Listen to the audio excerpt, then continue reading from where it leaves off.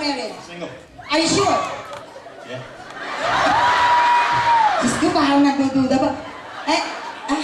Anyway, don't worry. You know, I have anti-rabies injection. Don't be afraid. Okay, what's your name, sir? Huh? Paul. Paul na naman! Paul again? Last time I went to Canada, in Calgary, I met this Canadian guy named Paul. Oh my God. Oh, alright, do you want Filipina girlfriend? Well, I do now.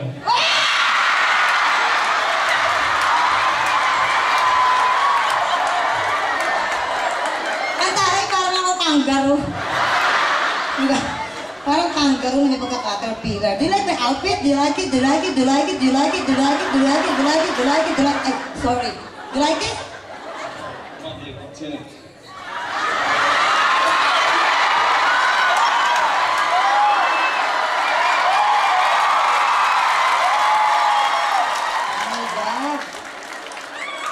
Sinabi, kung ano daw yung nasa loob. Padding, pads. So many pads. Anyway, Paul, tonight I'm gonna sing a very special song for you. I hope you will like it. But if you don't, I don't care.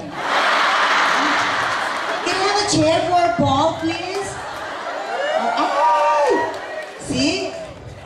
Palakpakan natin si Aiza Sigera.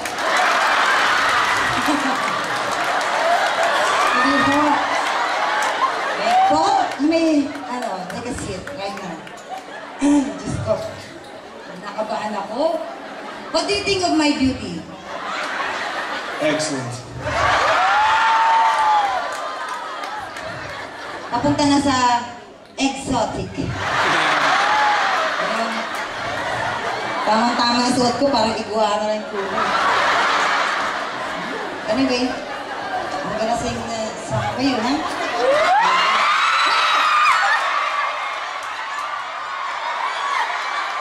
Relax. You know, these legs, we call this in Manila bulalo. You know what bulalo is? No. Bulalo. Ano yung bulalo?